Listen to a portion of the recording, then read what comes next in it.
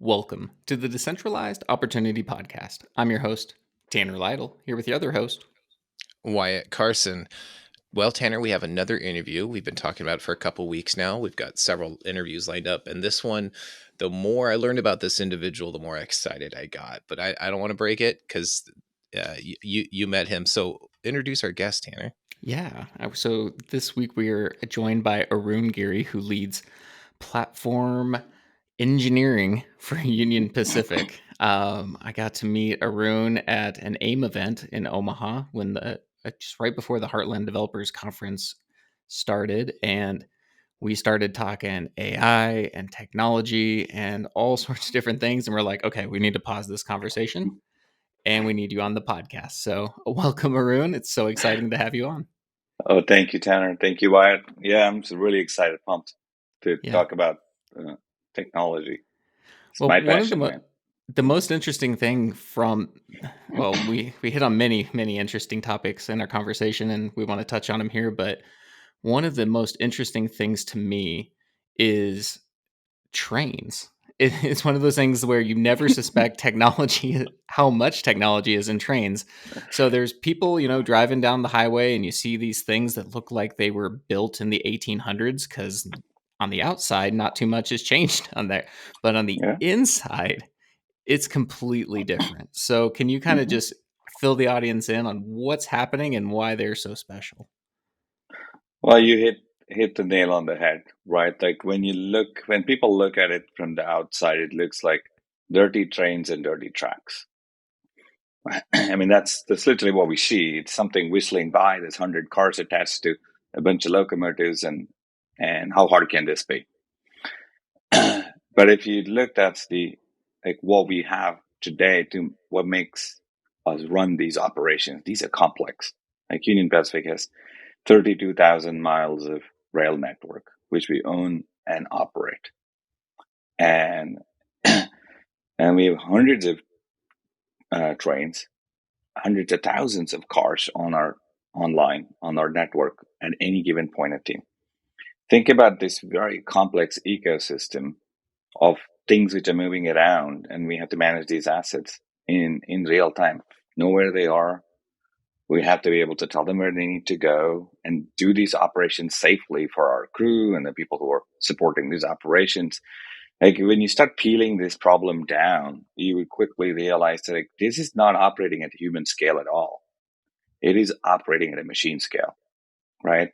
That's the missing ingredient. When we see trains whizzing by, you don't see the scale at which we have to operate this and the complexities which are inherent to operating a complex network like this.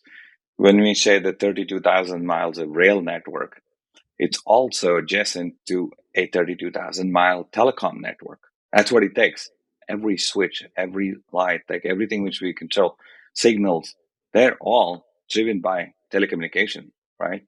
And our locomotives are not just diesel engines, right? Like which are pulling a bunch of cars.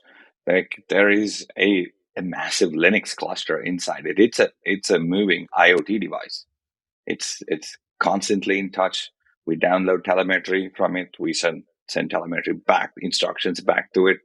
It is a giant computer which is moving on the tracks all the time. It's ever connected, and for us to operate all of that safely, that telecommunication network, it's again indigenously built. We build, own, and operate that telecom network adjacent to our rail lines. We also have lots of dark fiber. Like that's another thing which surprises most people is that like why would you like when we say that we probably are seventh or eighth largest telecom provider if we were to just go and scale ourselves. Because like wherever we have tracks, we own the land, and so we've laid cable. Like we need our own fibers, and so we have laid fiber, and which we sell the bandwidth to other people. That's a commercial offering, which we do, and that's the very surprising thing to most people. Like really, like Yeah, how I does that actually happen? knew that because that's how McCook got its first broadband. So, Yeah, as a big computer nerd back in the late 90s, we didn't have really much of anything. There was some very rudimentary wireless, and there was some pretty terrible dial-up. And then from the rail yards came the dark fiber. I think from Denver to Chicago, a bunch was laid, and we were able to tap into that, and that's what kind of really sparked our town with high-speed internet. Like up and down the West Coast, a lot of that fiber, dark fiber, which big telecom companies use, like even things which are powering like the Facebook data centers and stuff, like the cables running in is laid by us, and we probably own and lease them, right? And I'm going to get some of the absolute facts, perhaps a little off, but we can always Google and Wikipedia this. Sprint is a long time ago was a spin-off from our telecom division. That is, Really? it's an offshoot. Yeah, Huh. Sprint's roots came from like when we merged. I mean, Union Pacific is not a single company. Over the years, we merged and we became bigger and bigger. Like we merged, and I think part of one of our mergers, like some of the telecom which we just inherited through it. In the later years, we spun it off, and then it became Sprint. That's insane. So okay, we're only like 6 minutes into this, and I feel like I'm learning a lot. So I absolutely am one of those people who, when I see a train, I think of there's a guy back there pulling some levers, and like I'm pretty sure they're not shoveling coal anymore, but I don't know anything about trains, right? And then to tell me that you might be the 6th or 7th largest telecom provider based off of fiber, and I mean the United States already is leading the world in railway. We that's, I think that's pretty common knowledge, but you throw in fiber and this is crazy. So I live in Omaha. We were just talking before we hit record. I've been to the Union Pacific building. I've done some training with them and with their process improvement teams and continuous improvement. And I've been inside the building here in Omaha is amazing and gorgeous. And I kept thinking, I was like, they've got to do more than trains, but also I don't know. So I feel like a lot of this is going to blow my mind. So let's take a step back. Arun, you've been at Union Pacific in some form or capacity for like 26, 27, 28 years now. Why? What is it about Union Pacific that has led you to dedicate 28 years there? What fascinates it about you, or why do you enjoy working there? That's a great question. Like, all right, I'm a technologist, right? Like I am addicted to hard tech problems. I'm a software engineer by trade, right? Like I'm a hired gun. I was jumping around companies wherever people had hard problems to solve, and I would jump in and go help out there. And my background is all distributed computing, and so I have a lot of expertise there. And I just love to take things apart, like from a software perspective. I like to understand the why. How does it work? Like I was always curious, and that curiosity is what was kind of like the spark which keeps me going. So hard problems fascinate me. When we have to solve something, I have to understand like the why behind it, and then I have to keep digging underneath it. When I came to UP, I was literally someone called up someone in 1996, and I showed up here, and UP had some interesting problems to solve. Like I started extending things at the low level, at the operating system level. I built some components which believe it or not, like in 1998 or so, Windows did not have drag and drop. So they were building an application, like a desktop application. And I was hired as a programmer, but no one really told me exactly what I should go solve. So I looked at this problem, and this kind of defines like who I am. Like I looked at this problem. People had these screens where we had a list of cars listed on one side in a list box, and the list of orders, the customer orders. And so the fulfillment was done by the software, like the clerk who was sitting there, analyst who would click the order, click the car, and then click on this button in the middle and assign the car to the order. Right. And that was sophisticated in the early late 90s, right? Like that was a sophisticated desktop. And that's, and I started looking at this, and I was assigned to this project early on. And I do not like just doing like repetitive things. And that was boring. So in the evening, I started hacking. I'm like, what would I do differently? Like, what would make this life better for this application, right? And so I started tinkering with the operating system of Windows, right? And I realized that Windows had exposed a whole level of legit ways you could tap into the eventing model which they had. And so I built an operating system extension which allowed the analyst to now click on and select a bunch of cars and literally drag and drop it onto an order. That saved Hmm. hours of productivity. But I hacked the operating system. For the next 15 years, we actually bundled those kind of components, like the ones which I built, as part of our standard operating system installation on our desktop application. We don't use desktop applications anymore. But it kind of gives you a sense of like what I started doing at UP.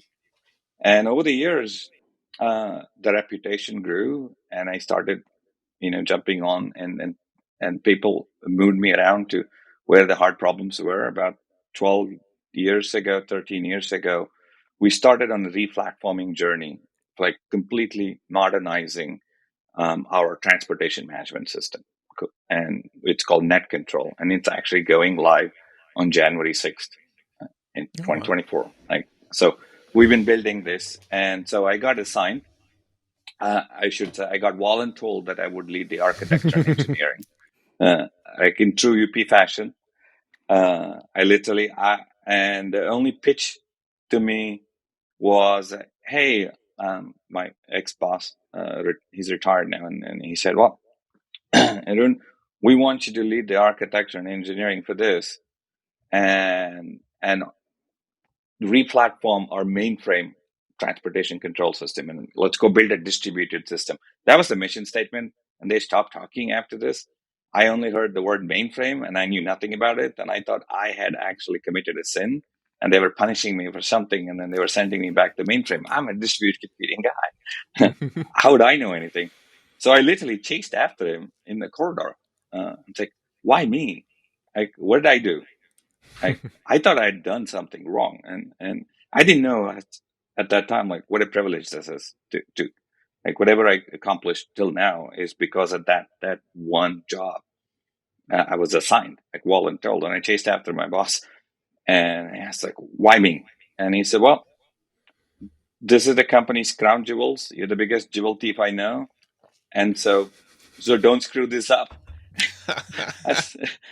I I embellish a little, but this is as close as what I heard him say. And then I was standing in the middle of the corridor. Him and my actual manager, they just laughed and left. Right? Like I was just standing there stunned, like, oh, now what? I don't know anything about anything. Mhm. I didn't know anything about the transportation control system, which is actually running the company, the mainframe system, which we are shutting down uh, in a few weeks. But that brought me, that started a journey. I didn't have a big team. I didn't have anybody, and I had a whole bunch of consultants. And my first act, after 6 months of learning what the problem was to go tell my boss, like, okay, I really don't know exactly how to solve this, but I know what problems we had to solve, and I don't know how to solve them. So I was certain that they were going to fire me after that statement. They didn't. And then the second thing I said, that I also know that I don't think this consulting team, and I can't name the company and stuff, but uh, and is not who they're not doing anything out there. Like we're it's costing us a lot of money. Literally, my boss dragged me to our CIO's office and said, Arun just said we should fire this group. He said, thank God somebody's actually telling me what to do. And then they were all gone. 180 people, the Wow. consultants are gone, Mhm. right? And then look, I'm standing there. I'm like, okay, I, I swear I told them that I know what the problems we need to solve, and I also told them I don't know how to solve them. Yeah, and I also said that there's a bunch of people they had hired, and they were doing something, and I told them to get rid of them, and they did that too. I'm like, this is insane. What is wrong with you people? W- But We that's how had it started. Charlie Cuddy on last week, and he talked about some insights from he went to the All In Summit, which had all these big leaders in tech, And one of them was from Toby Lipke, who runs Shopify. And Mm-hmm. his big thing was talking about a leader has to make the hard decisions. It's like we're not a family, we're a team, we're trying to Yes. accomplish something here. And your story there just shows some really great leadership, because it's hard to tell Yeah. 180 people, you're out the door. It's hard to make those decisions. It's hard to walk in the darkness when you don't know the solution, because I'm sure they're on the line just as much as you are in those situations. Yeah. And it wasn't so much the people, it was just the philosophy. Like, I think we had decided that we needed to modernize and re-platform. It means that the mainframe monolith solution was gone, and we had to build a distributed solution, right? Like, just bringing big books of architecture standards wasn't cutting it. I didn't understand it. I'm an engineer.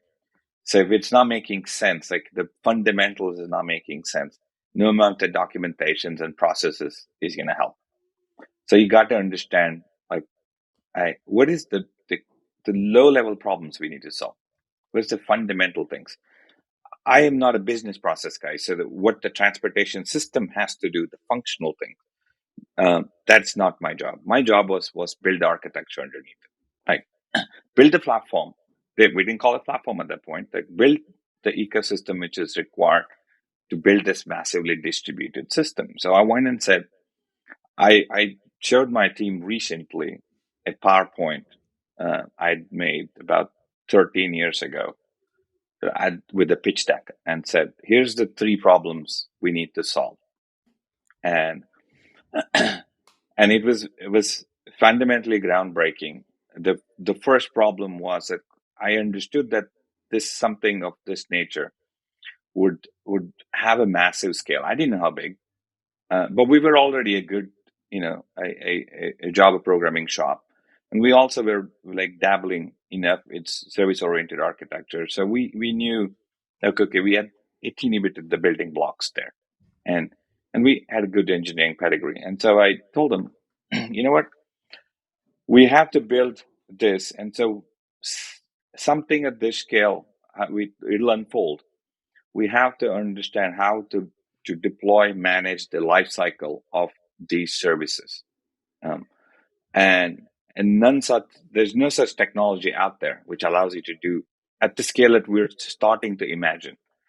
And that became microservices.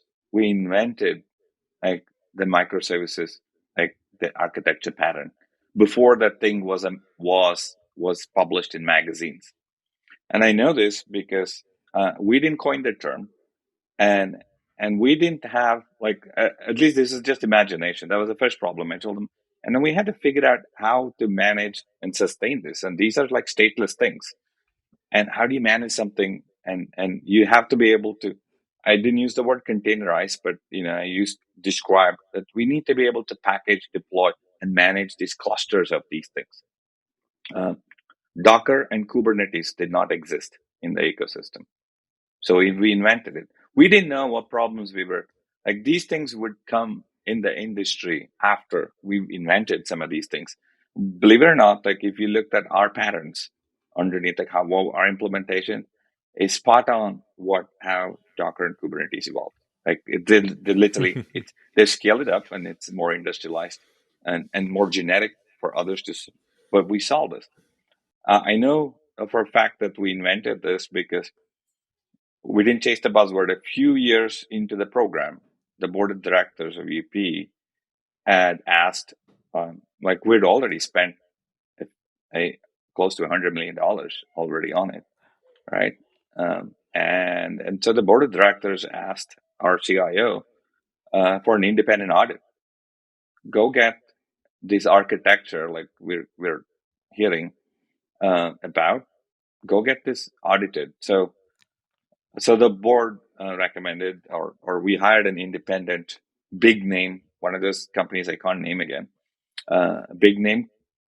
It's in the top 5 of the consulting firms in the world. And they got hired. Think about this, like me getting a job review 6 years into the job and said, now let's go see whatever it is that you guys are doing. So they came and spent about 6 months embedded with us, with me and my team. They had carte blanche access to everything, source code, our access to our network, access to all our configuration, everything which we had built. And I still have that one, the summary report which they sent to the board, and in the very first paragraph they said this is an industry leading microservices implementation. Like and that was like, okay, good, I get to keep my job. Woo! And two other problems along the same lines we had solved was one of the other big problems. And Tana, you asked these questions like when people look at it from the outside, they would not think that we invented a lot of these things from, right? And we the other one which we invented was this. I didn't imagine. I mean, I didn't know like what the final numbers, like what we're deploying now, is what it would be. What we have right now is beyond my wildest of imaginations, like what I thought it would be. But I knew it would be big, but I didn't imagine it would be this big. I have 6,000 microservices in production right now. That is at the scale, and we do 5.7 billion API calls a day on this platform, which is massive. Like you can take your top 10 of tech companies and deploy their solution, it will be as big as this. Like we're in that zone, right? I don't know where we are on that scale, but we are not small by any stretch of imagination because we benchmarked with other tech companies. Again, I can't name them, and some of them were like they wouldn't believe me, right? Some of the innovation we have to do, it was all like just solving hard engineering problems. Like no one told us to go and download anything and solve. We just looked at it and said, "Oh, we need to solve this." We just didn't have an architecture language, like which are it's a simple innovation. Like our business analysts were decomposing the business processes. Our engineering team was supposed to go build these things, right? Like, and then we had a platform which was supposed to support these microservices, and we started building that. But what I observed was like I would spend hours and hours with these design meetings. I didn't understand half the thing they were saying, let alone go translate it, right? Like the engineers would struggle, the analysts were struggling to explain, and there was a disconnect. Like it's just, and so I started observing like what people are drawing on the board, and there were certain pictures which were like resonating with the team. Um, Fairly quickly, then we realized, like, you know what? Let's iconify that thing. We came up with a design language, a very simple design language where the analysts could decompose the problem into the API language to per se and say how this thing should talk to these things, and then articulate some of the non-functional requirements. And the engineers, like, okay, at that point knew what the deployed solution would be. Like, so we we ran out of creativity in naming some of these artifacts. We called them level 1 diagrams because that was the first level of architecture. And that's what we did, became a language. We have a level 1 language, diagram language now. And it's like we just built some quick add-ons to Visio, and our analysts now don't have to like write big Word documents. They can quickly do a pictorial thing. Our engineers understand it. We bring to these design sessions like that artifact. That artifact is a required artifact now for design decisions, and we come. It's just literally you're having an engineering conversation, the non-functional requirement. Oh, what should be the latency? What should be the scale of these APIs? Like they're able to have that conversation in a way in which we can translate and actually implement as simple innovations. And we started doing that. And there are other big innovations we did, right? We had to start building. So I started imagining two things. There were two problems. One, my boss told me that was a firing offense. And him and I we're still very good friends. He's retired now. So one of the things which I told him, like halfway through, I realized that, hey, these APIs is going to grow. We're going to have lots of stateless APIs. And remember, my scale is like 5.7 billion API calls a day. When you have a stateless ecosystem that way, they're data hungry, like because The APIs don't remember state. The first thing they will do is, as soon as they get triggered, they go and ask for data. They fetch data, they operate on it, they tell the world what they did, and then they save the data. So they do this billions of times now, right? Like when you do this, I started imagining, okay, there's no database which will actually scale. Like there's no relational database which will scale, right? And it needed to be some type of an in-memory solution at very large scales. So I went and told them, I don't think this works. The red company database will not work, right? Like it just won't scale. And he told me that, well, that's a fighting offense. You're telling me that that database technology will not work for this. And I said, the scale at which we're projecting, it won't. And and his thing is like, what is your solution? It's like, I don't have one, but I know this will break. I'll go figure it out. So he said, okay, let's go figure it out. Like you have an engineering team. So I did some research. We did, and then we came up with an in memory. It's not like we just completely built this from ground up. We took an in memory data grid, and existing in the market, and we built a database around it. Like we have a full NC compliant. That's what's powering this whole ecosystem. These APIs are talking to a database which horizontally scales. I have this on hundreds of servers, like it just scales horizontally. And you can hit this, like the latency is less than 50 milliseconds per service call. Like 10 to 50 milliseconds. We can bring back either save or retrieve data at massive scales. And if you're running out of juice and there's latency problems, you just add standard Linux ports and scale your cache.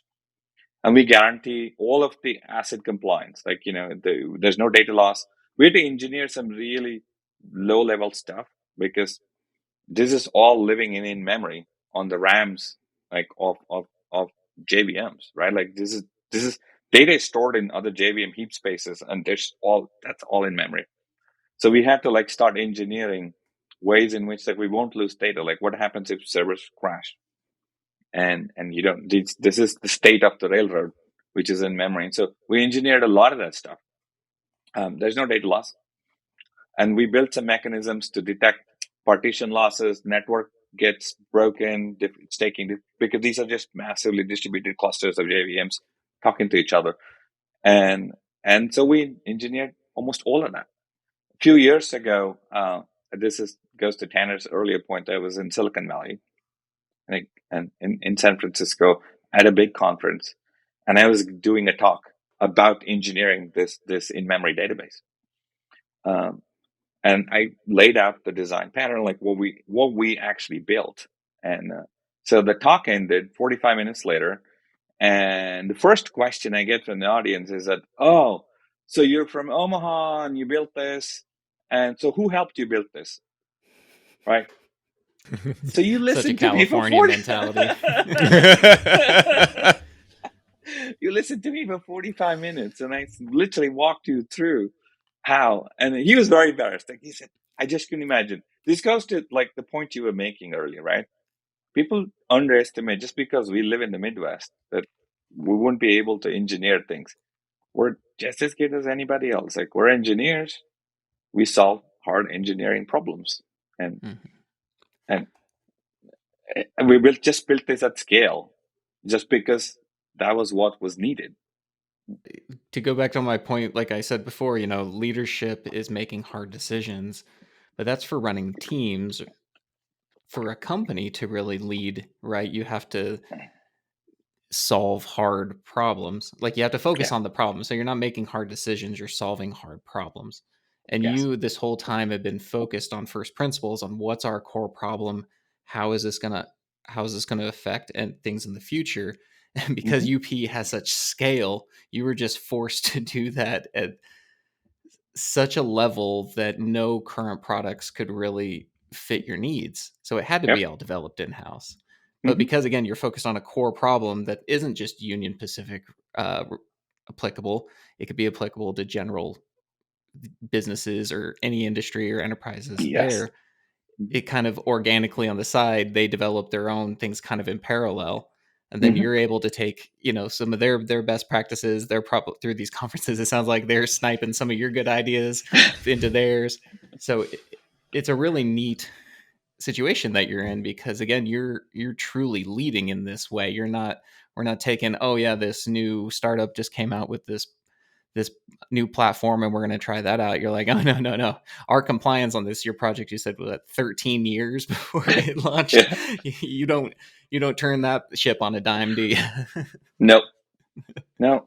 I mean, like it is because this is the company's operating system, right? Like we're replacing the heart of the company. Like it takes a while. I mean, the last couple of years, we were code complete for a while now, right? Like just the testing, the rigor we have to, because you can't just take out this beating heart and put a brand new one without making sure that you will still be alive after this, right? so so it takes, like, we're a mission critical infrastructure for this country, and any disruption in any of these things is a huge disruption, right? So we take those things really seriously, right? We have to. We're safety critical, mission critical infrastructure. So when we go live, we have to do so many checks. The last couple of years, a lot of the things we're doing is testing and hardening, right? Like the system has been built with testing, hardening. We just can't. I mean, some of these things, yes, it controls the operations. This system plans what should happen, right? Like where should trains go? Where should these shipments go? It looks at the now and plans the future. This is a perpetual planning engine. That's what a TMS is, Transportation Management System, is just about managing the resources which we have, knowing the now and planning the future. And that's what it's doing. And that means that we can't get that wrong. Like the old system is running it. And so we have to make sure that it does this job better than what the old one was doing, right? It at least has to do exactly what it was doing without any disruption, and has to be better, like for the future. And so it's just to cut over on the change management is complex, very complex. Like a lot of our industry peers, that's what they're looking at. Like, a few years ago, they all thought that we will fall flat on our face, right? Like, they wouldn't, their benchmarking exercises like, okay, when do we declare victory or like, okay, you guys are going to fail, so we don't have to do that. Like, let's go do something else. Like, now, it's kind of gratifying to see like the other industry peers, because they come and say, all right, can we copy the formula for success here? And that is a very gratifying feeling, right? Like when people want to say, all right, how did you guys do this? And this is one of the reasons why I do talks like at AIMH DC. It's not so much to just say, hey, here's what we did, cool things. I truly want us to share as an industry, like how to do these things. Like this is not just intellectual property. I mean, I'm not giving away UPC codes, right? This is how the industry grows. This is how this ecosystem, like we built a lot of this standing on the shoulders of giants. And it means that we didn't build 100% of everything. A lot of people built a lot of things, and we took advantage of it. And so this is our way of saying, hey, you know what? We learned these lessons. Like others, don't make the same mistakes we did. Here's the recipe for some of the successes. Go make new things happen, right? Don't reinvent the same things. Like that's really my motivation. Right? Yeah, you're talking HDC on data lakes. I Mhm. got so I'm personally not on the near the level of technology like understanding when it comes to the nuts and bolts of it, but I love to kind of dissect the business parts of it and try to understand that, like, how the processes work and how it all fits into the company. And so why you're going to love this, because it was taking about all of their information that they get from the trains and how they store it and put it into the different areas so it can be used for reporting. And it essentially, and please correct me if I'm wrong, this is my understanding of how you guys kind of parsed it up, but you broke it into two different channels. And one is reactive based reporting, where people can look at what happened and kind of build their assessments and reports in there. And the other one is this new, through machine learning, proactive based kind of reporting and different things that you can build. So you take these, all of your information, and you parse it and you use it for completely different functions for the business. Because again, this isn't for technologists to use. This is for the business side to use and actually make business decisions and stuff. And I just thought of that structure, even at like a small scale, is so applicable because again, you're addressing a specific problem, not just a Union Pacific problem, but a specific problem, and then you build fundamentals and systems around that just scale at any level. So it was fascinating. Yeah. I walked out of that like not expecting, because I was like, oh, I'll learn some new platforms to understand and keywords and stuff. And no, I just completely like changed my mind on like how to do these reporting structures and stuff. It was fascinating. Yeah. DataMH is emerging architecture pattern which people use, right? Like, and Tana is right. It's a different kind of way to go and look. Everyone has architectures have different implementations. Like, this is our implementation. And, analytics in an established company has only two pathways. One is that you have to keep doing what you do. It's called descriptive analytics. But descriptive analytics helps humans make decisions, be the predictive machines, right? Like, that's how we've evolved over the years. We looked at, like, even hundreds of years ago too.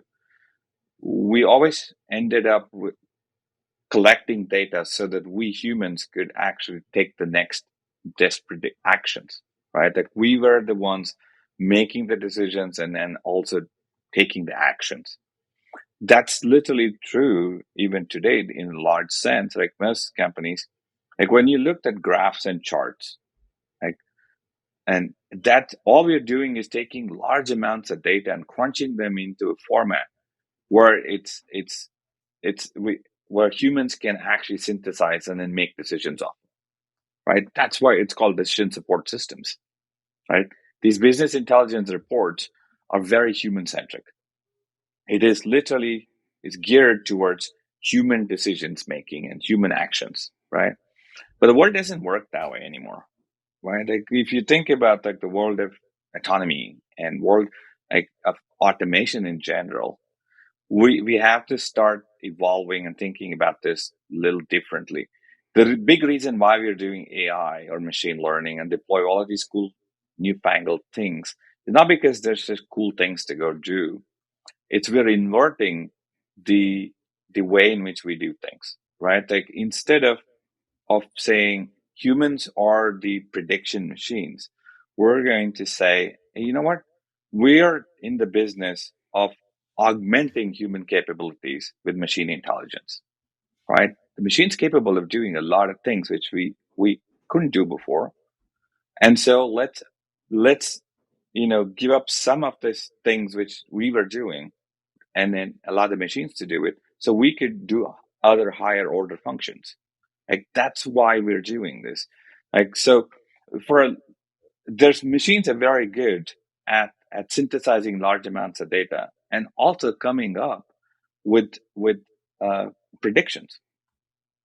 All right, there's a great book called Prediction Machines, right? Like, and if you guys haven't read it, like, it's we have come long ways in actually making technology create predictions for us. Like, we use this all the time in our daily lives too, right? And so instead of making a human-centric, human-in-the-loop processes, what if we just take this and inverted this and said, you know what? Humans are very good at exception management. When machines can't figure these out, that's the only thing which we should put in the human loop. Like, instead of humans making every decision in the chain, right? Businesses can scale enormously, including ours, right? Like, and by taking the human in out of the loop for basic things and make the machines do the basic things, and humans be the exception handlers. Like, it's a very different inverted way of thinking, because And that's why we do this. That like when Tanner referred to like, hey, he heard my talk about like DataMH, and I said, hey, there's one pathway which is about like traditional deterministic, descriptive analytics, which we have to do dashboards and KPIs and reports. That's for human decision making. We still have to report to Wall Street what our earnings are. We still have to like have safety numbers. There are things which has to be guaranteed, like on a scorecard. Perfect. You need that massive amounts of data to be synthesized and produce those. The rest of it is that we don't have to produce this and give that report to some human so that they can do the next steps. Instead, I think the next steps the machines can do, right? Like, so if you just think about like, um, I was last week, I was at another conference and I was literally giving a version of that data mesh talk, Tanner. But I was at Georgia Tech, and for AI for Optimization Institute.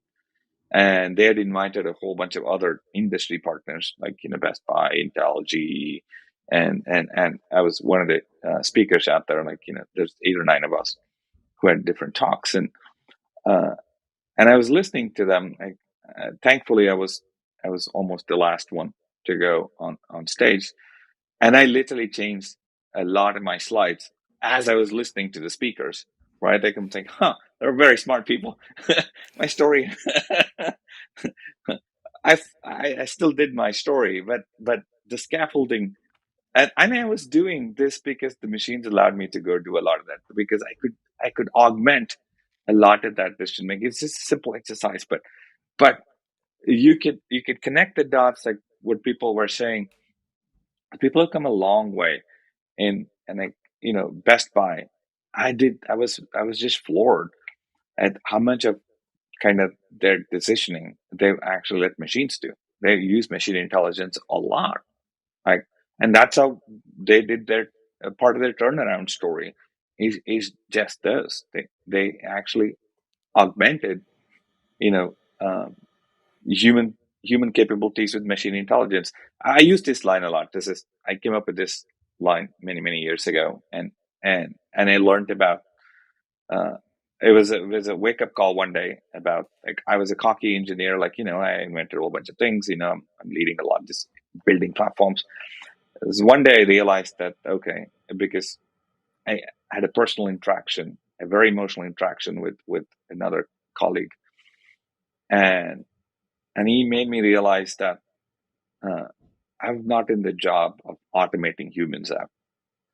It was a very powerful interaction, like, where some of the decisions we make, sometimes, like when we say I'm automating everything, there's a consequence of that thing, right? Like, we literally don't, we have to factor in, as responsible engineers, those consequences.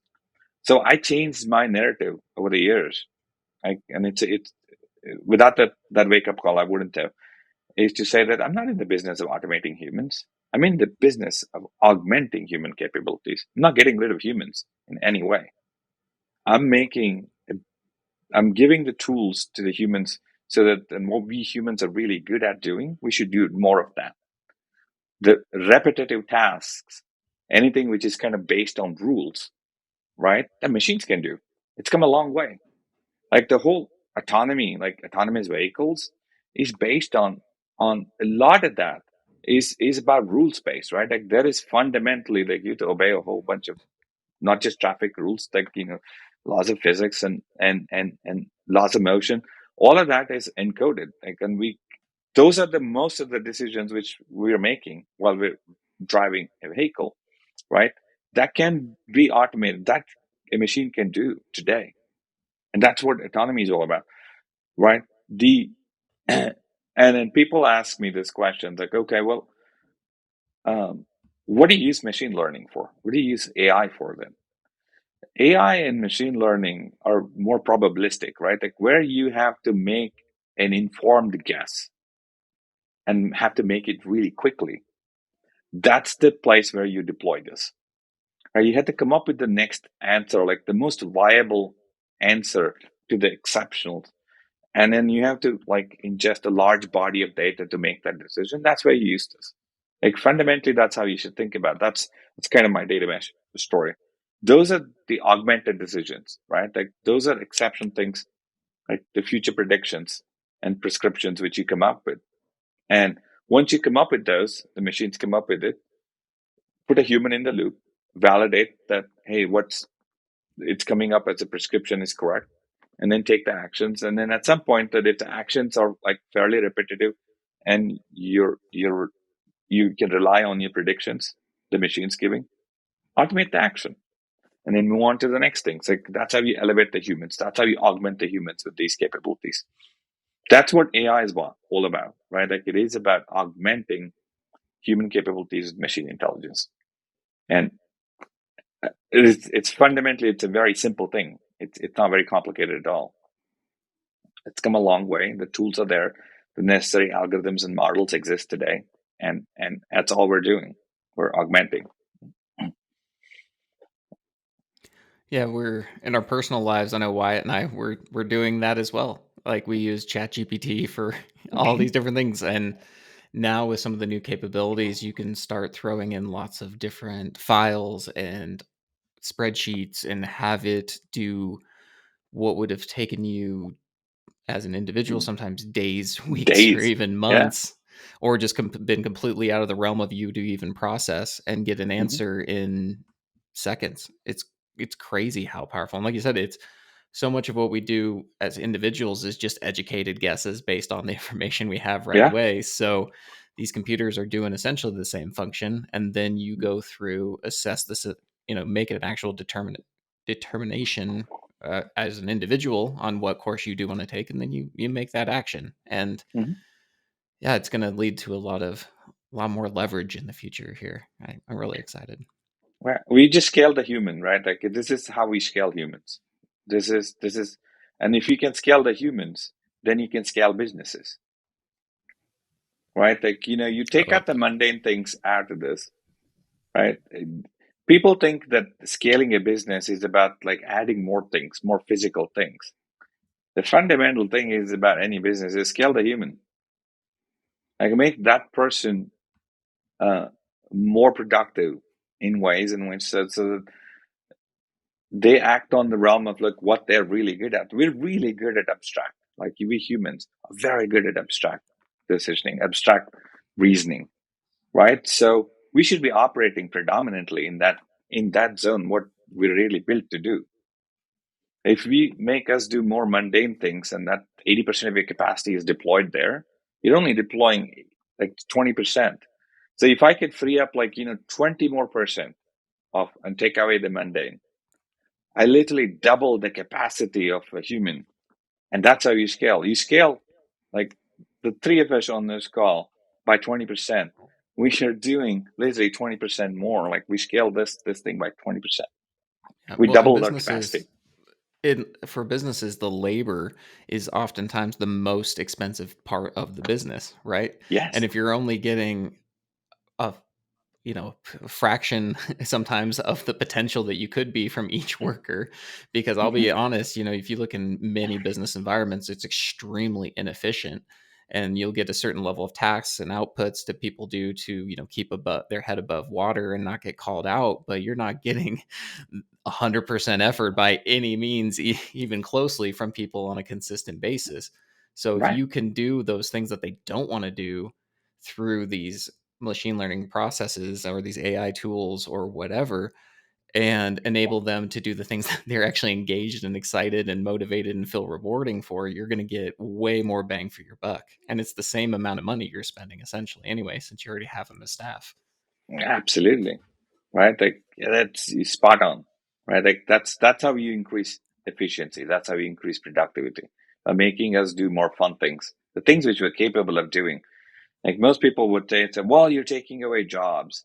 Like this is my automation. I'm not here to automate humans at all.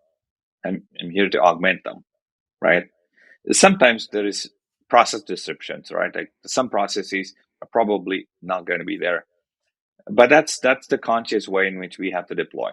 Like there is, right? Like we have to make sure that like, we understand all of the implications of tech. We're not here to just cowboy this thing and say, well, I got a cool thing and I should go just deploy this. That is not right. We have to be responsible in all possible ways. Like, Yeah. And that's what makes us responsible engineers. Engineering is not just about deploying cool things. It is being aware of the whole thing, like the whole ecosystem which you're going to deploy in, the implications of your ecosystem, and factoring all of that into your decisions, right? And that's how you engineer good solutions.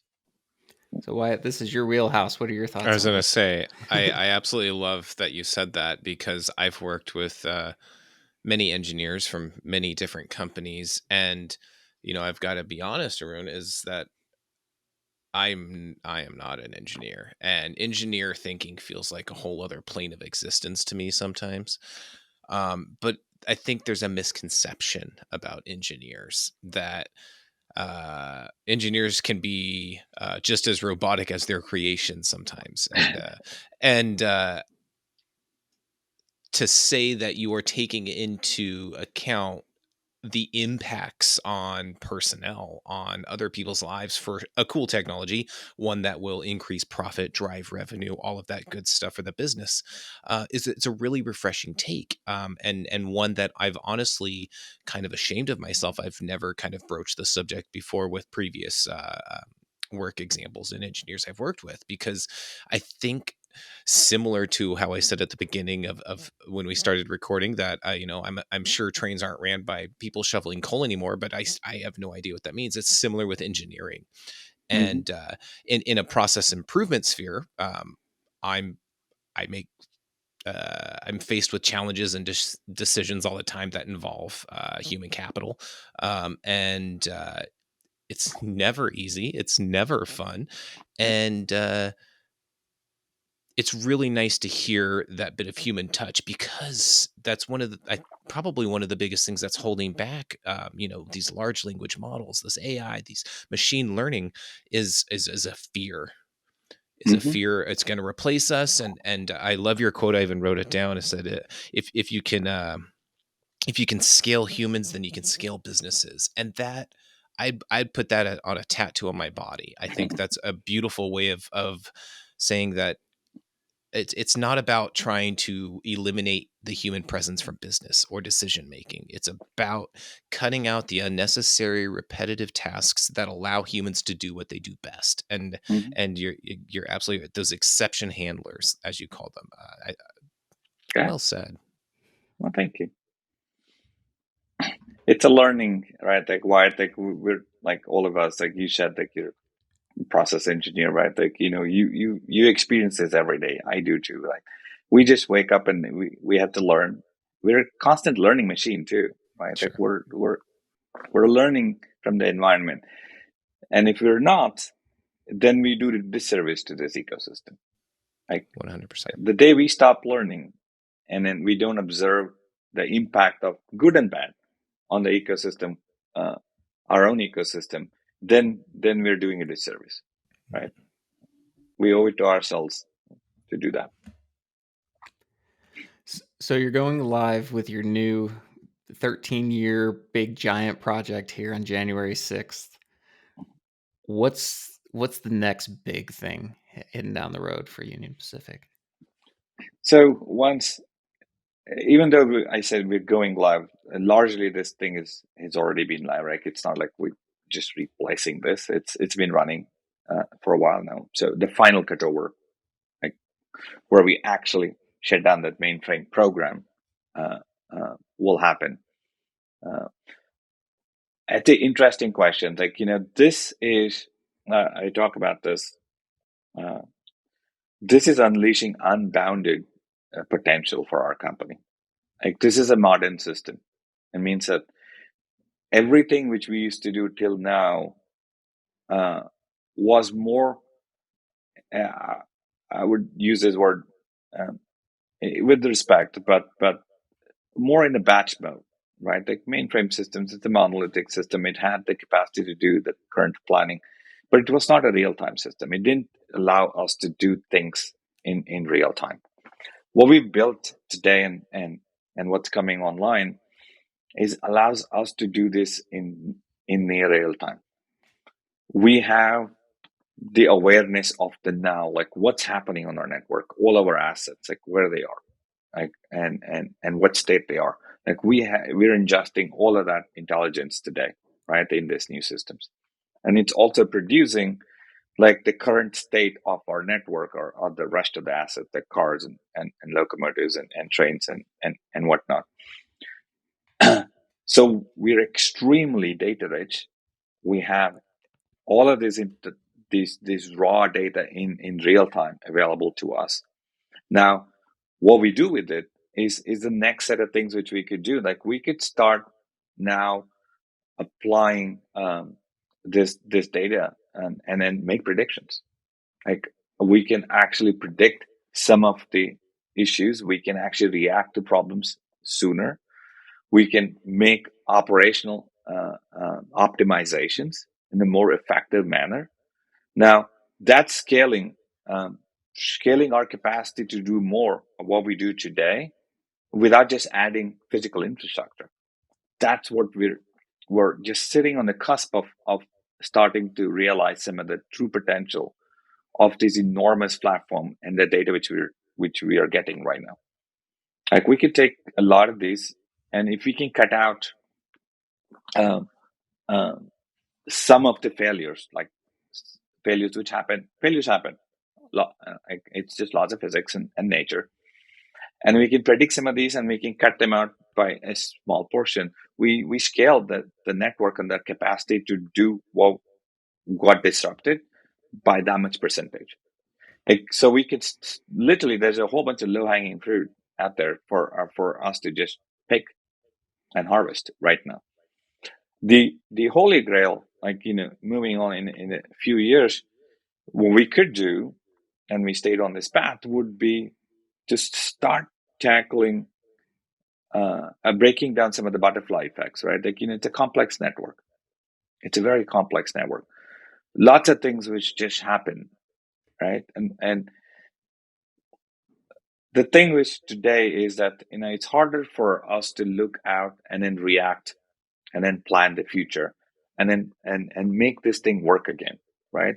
Things happen, weather happens, derailments happen, or uh, we have to slow down for certain reasons. Some of our tracks get taken out, like whatever. Like we ran out of capacity. A simple butterfly effect is one of the trains slowing down for whatever reason, causes a ripple effect in the next terminal because, we have to depart other trains and they're waiting for the cars from this train to come and get sorted out. And every time we hit one of those, that's a 24-hour operational impact, right? Like, it's it the scale at which the side effects magnify, like, is huge. It causes huge disruptions. Now, if we could start predicting some of the capacity problems ahead of time, if we can start handling and make some decisions about, like, more optimal decisions about how to flow, what to flow, when to flow, how do we block these trains, how do we optimize some of the blocking decisions, the planning decisions. These are all very, very simple. I mean, not simple. These are all problems which we could solve, which we couldn't even imagine that we can solve. Now that scales our operations, makes us more efficient, makes us more safer. That's our goal. Right. Yeah, and the ripples of that too translate to our economy and our businesses, right? Because it's you guys work at such a scale and it touches everybody. It makes transporting core goods and Yeah. commodities and all these things that much cheaper and that much more available.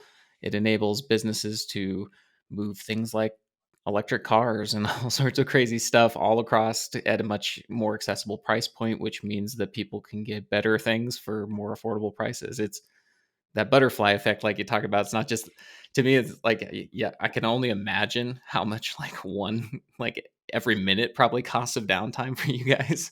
Mm-hmm. um but also in the reverse, how much benefit Benefit. everything will come down the line for each even minute degree of efficiency that increases for you. Yeah. Because again, it's like doing more with the same amount of humans we have, right? Yeah. It is making us humans more efficient. Like it is giving us the tools to operate with augmenting ourselves with machine intelligence. Right? I think it's really encouraging from speaking with you, Arun, that such a critical piece of our country's infrastructure is so forward thinking in technology and utilizing technology for everything we use to run our country. I mean, this isn't just about boosting UP profits. This is about getting things on time. This is about safety. This is about keeping the country running. And you are operating on in a plane that some companies can't even begin to picture how they would even go about doing this, and you're doing it in such a critical infrastructure piece that this has been a very encouraging discussion. It's been fun. Thank you for having me on this. Like, it has been lots of fun. Like, I get super excited talking about like what we do and just technology in general. So thank you guys. Yeah, we absolutely love to having you on, and you're welcome to join anytime, especially if there's some new breakthroughs in AI or some other technology that you guys are playing with and you want to share the world, because like what I was saying, like we don't know. Like you it's actually comforting to hear about all these places that you once thought were pretty archaic and are actually way more advanced. It's very comforting because you're like, oh, yeah, we got this. It's in good hands. It's in good hands. Well, thank you. And this fun, like anytime, like, happy to come back and talk about other things too. Like, AI is we're just at the cusp of taking advantage of some of these things, right? Not just as a company, but as an industry in general, right? Like, there's fascinating use cases, lots of possibilities. Like, that's what keeps me excited as a technologist, right? That's what I love to do. Yeah. Someday somebody will forget to pay me, but hopefully I might still be doing this. Well, Arun, if anyone wants to follow you, because you're doing talks and you're all over, where can people find you and follow you? LinkedIn is the place where that's. I have to get more diligent about like posting and writing articles and blogs, and but I'm starting to make a more conscious effort to keep like talking about things on LinkedIn. So that would be the place I would recommend that people follow. Absolutely. Yeah. And if you're a technologist listening to this podcast and you want to do some really cool stuff, you definitely need to reach out to Union Pacific, because it's a really cool place. I met some amazing people, thankfully, from there, you included, and so many of your peers. And again, it's one of those people, like, you're learning to be a developer, you're learning to be any form of technology. You're not going to think, I'm going to go work for the railroad, but man, you work on some crazy cool problems and you'll get some really good benefits because it's still the railroad. Absolutely. Well, thank you for the shout out. It's all true, right? Like, it's a really exciting place. I mean, I've been there for a really long time, and I've literally had the privilege and the honor to work in one of the greatest places out there, right? I didn't have to switch companies because I could solve interesting problems staying within the same company. It's like a startup. I just jumped inside the company. It was fascinating. Well, it's a great place. That's amazing. Well, thanks you for joining us, and thanks for everyone who's listened through this entire time. We will see you all next week. Bye. Thank you, guys. Thank you, Tanner. Thank you, Wyatt. It was great talking to you guys. Thank you. See ya. See ya.